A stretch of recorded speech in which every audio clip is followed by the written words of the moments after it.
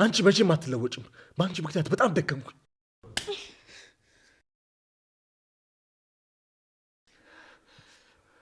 የገደልኳቸው እኔ ነኝ። ኧረ በስመ አብ በል። ያው ግድያ ለመባል በተረገመ አጋጣሚ ቤተሰቦቼን ጨቅጭቄ መኪና አስገዛው። ከዛ አንድ የአባቴ ጓደኛ ድግስ ደግሶ ነበር እና በእኔ መኪና ይዣቸው ሹፌር መጥቶ ይውሰደን አለ። እኔ በፍጹም እኔ ራሴ ነዳለሁ አልኩኝ። እናቴና እህቴ እኔን ከንቱን ተከትለው መኪና ውስጥ ገቡ። መጨረሻ ላይ ምርጫ ስላልነበረው አባቴም ገባ። ተው ቀስ በል ቢሉኝም ልሰማቸው አልቻልኩ። ከዛ መጥፎ ከርቭ ላይ ተገለበጠ። በጣም አዝናለሁ ቅዱሴ። እኔ ብቻ ነኝ ያለሁት። እናቴም አባቴም እህቴም የሉም። ሊና ተንኮለኛዋ ዛሬም በድጋሜ ክብሮና ሰኒ እንዲጣሉ አድርጋቸዋለች። እነሱም ብጥብጥ ላይ ይገኛሉ። ቅዱስ ቤተሰቦቹ በምን ምክንያት እንዳለቁ ተናገረ። ሰላም ሰላም! ውድና የተከበራችሁ ውድ ቤተሰቦች ሰላማችሁ ብዙ ትርፍርፍ ይበልልኝ እያልኩኝ እንደተለመደው ጽናት ድራማ ክፍል 87ን ይዤላችሁ መጥቻለሁ። እንደምትወዱት ተስፋ አደርጋለሁ። ተወደዳችሁት ቪዲዮውን እስከ መጨረሻው ድረስ አይታችሁ ሸር፣ ላይክ፣ ሰብስክራይብ እያደረጋችሁ ታበረታቱ ዘንድ በአክብሮት እጠይቃለሁ። ባለፈው እንዳየነው ሰኒ በሊና ምክንያት ክብሮን እየተጣላችሁም ነበረ። እሱም እንዳጋጣሚ ያው ከእንቅልፉ ሲነቃ እጁን ይዘው ስለደረሰችባቸው በጣም ከፍቷት ሄዳም ነበረ።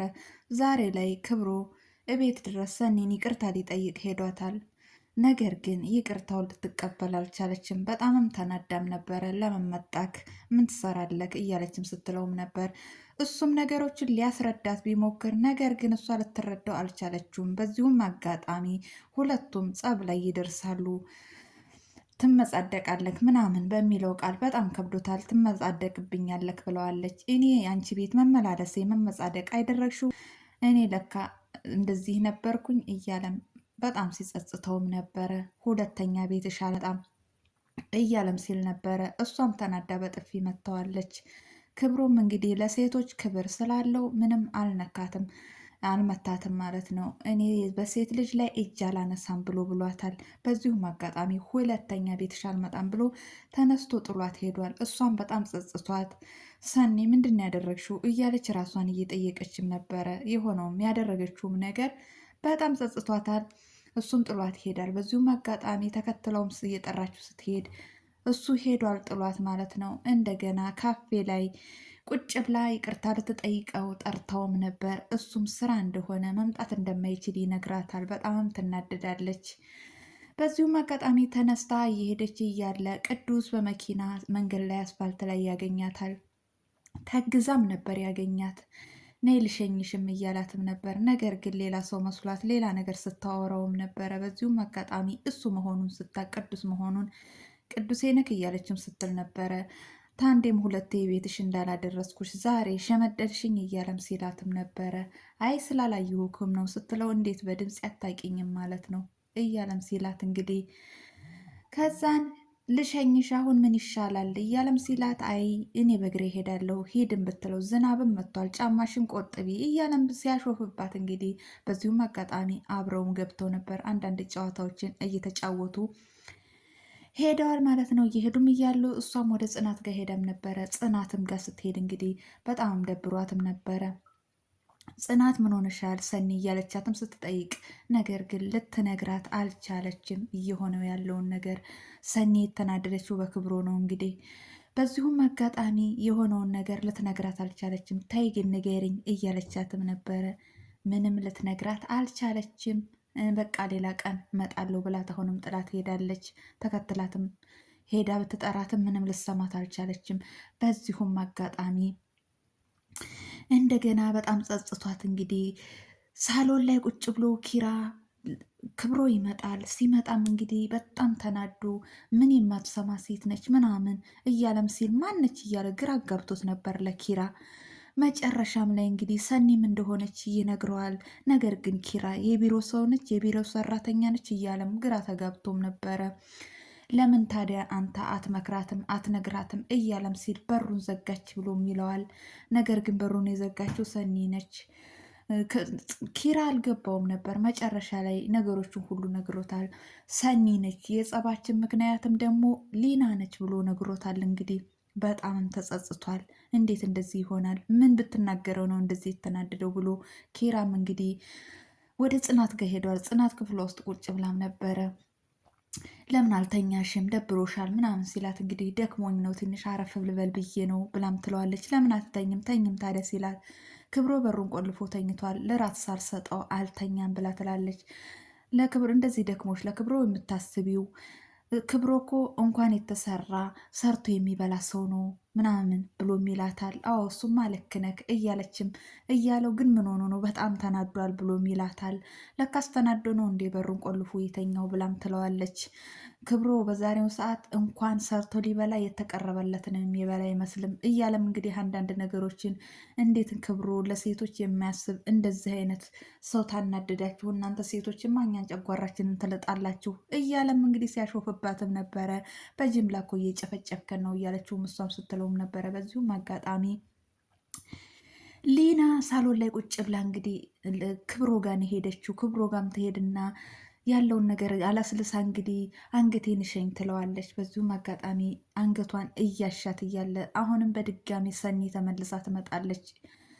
በጣም ትናደድና ትመለሳለች። እሱም ጥሏት ይሄዳል። መጀመሪያ መንገድ ላይ አግኝተው ነበረ ከሊና ጋር ዞሮ ዞሮ ብቻ ሊና የምትሰራው ስራ ኪራን ክብሮንና ሰኒን ለማጋጨት ስለሆነ ስልኩ በቃ የሚያወሩትን ወሬ እየተከታተለች እነሱን ለማጋጨት ስለሆነ ስራዋ መንገድም ላይ አግኝታቸው ነበረ።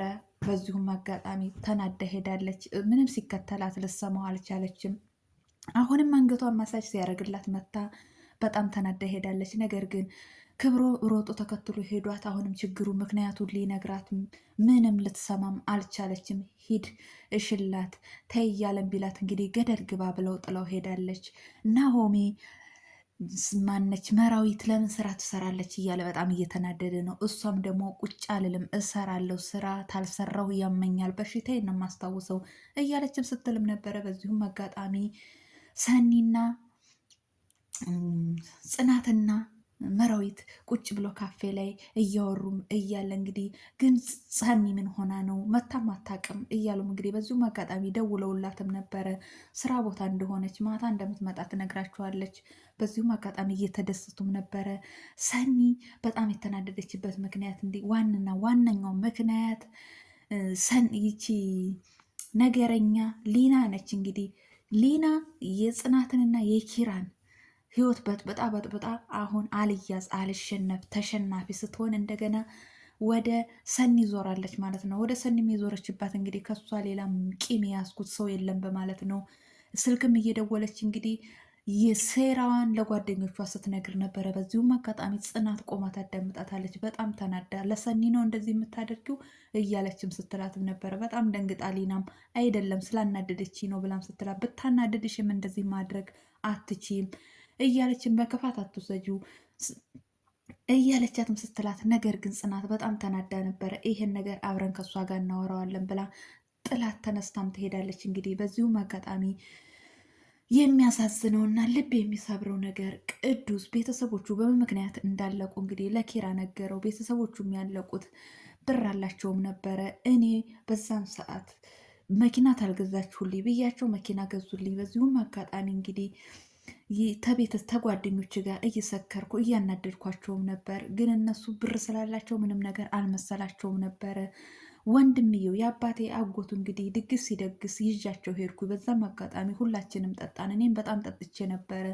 ሹፌር መጥቶ ይውሰደን አንተ መንዳት አትችልም ብለው ሲሉኝም እንግዲህ አይሆንም እኔ ነኝ የምነዳው በማለት እህቴም እናቴም እዛ ውስጥ ገቡ። አባቴም አላስችል ሲለው ገባ። በስተመጨረሻም እንግዲህ መኪናው ያለ በኃይል እየነዳሁትም ስለነበረ ተገለበጠ። ጠዋት ላይ ስነቃ ቤተሰቦች ሞተው አገኘኋቸው እያለ በጣም ልብ የሚሰብር ጸጸቱን ዛሬ ለኪራ ነግሮታል። ኪራም በጣም አዝኗል። እኛም በጣም አዝነናል።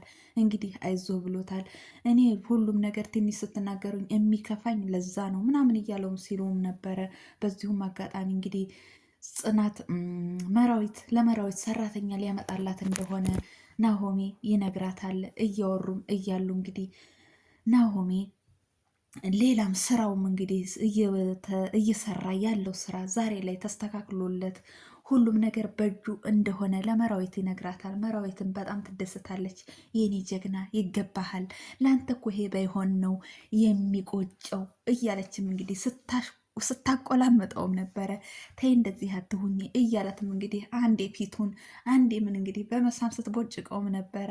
ግን እኔ እዛ መስሪያ ቤት እኮ ጓደኞቼ ከድመት ጋር ነው እንደምትለው እያሉኝም ይሉኛል ብሎም ሲላት እንግዲህ ባይሉክ ነው የሚቆጨው እያለችም እያሾፈችበትም ነበረ። በዚሁም አጋጣሚ እናታቸው ትደውላለች። የናሆም እናት ትደውላለች።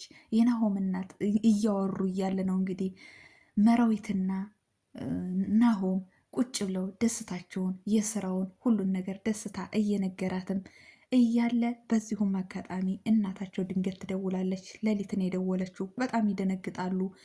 ማን ነው በዚህን ሰዓት የሚደውለው ብሎም ሲል እንግዲህ አንሰው ፈልገውን ሊሆን ይችላል ብለው ሁለቱም ተደናግጠው ነው ያሉት። በዚሁም አጋጣሚ እንግዲህ ስልኩን ያነሰዋል ማለት ነው። ስልኩንም ሲያነሳው እናቱ ነች የደወለችው። እናትየዋም እንግዲህ ስልኩን እንዳነሳው እልልታ፣ ሳቅ፣ ጨዋታ፣ ደስታ ላይም ነበረች። ምንድን ነው ንገሪኝ፣ ምንድን ነው ሳቁም ጨዋታውም እልልታውም ይቆይ እማ፣ ምንድን ነው እንደዚህ የሚያደርግሽ? ምንድን ነው በሰላም ነው እያለም ሲላትም ነበረ። ከዛን እሷም እንግዲህ እናትየዋም የታያትን ነገር ነግረዋለች። ናሆሜም መራዊትም የናሆሜ እናት የሚያስቃት እልል የሚያስብላት ምንድን ነው ነገሩ እያለች እሷን በጉጉት እየጠበቀችው ነበረ። ናሆሜም እንደዚሁ እናቴ ምንድን ነው እንደዚህ ያስደሰታት ነገር እያለ በጉጉት እየጠበቃት ነበረ። ነገር ግን በስተመጨረሻም ሳትነግራቸው በዚሁ